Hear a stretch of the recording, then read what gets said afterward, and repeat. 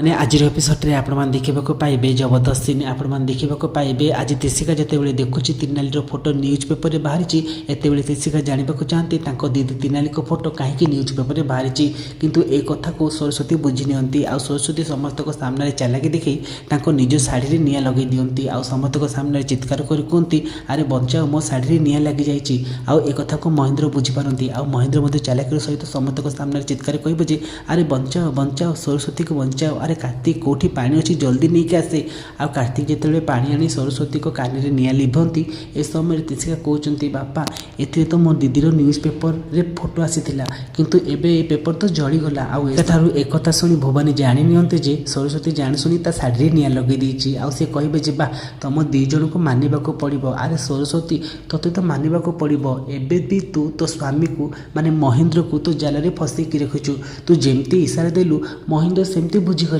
आ तुम कि अभिनय कल तेसिका काले जानी नब तिरनाली मरी जाइए बोली से कथा को लुचाई तू तो निज शाढ़ी निआं भी लगेदेलु बा तुम दी जन बंडिंग को तो बहुत मानवाक पड़ो आउटे सेमती आपण देखा पाइबे आज तिरनाली मुहर रंग हटिगला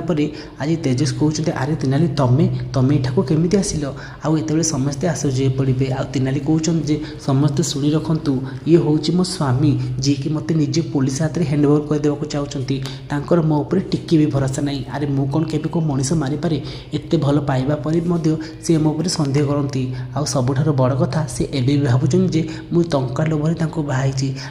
खास से मुझे घर छाड़ी चली आई आंक जीवन को कि आंकर से घर को मुझे भी फेरबेनी मो भौणी मुझे करी बास से अधिक मुझे भी करें आंकु पाइबापी मुझे त्याग कर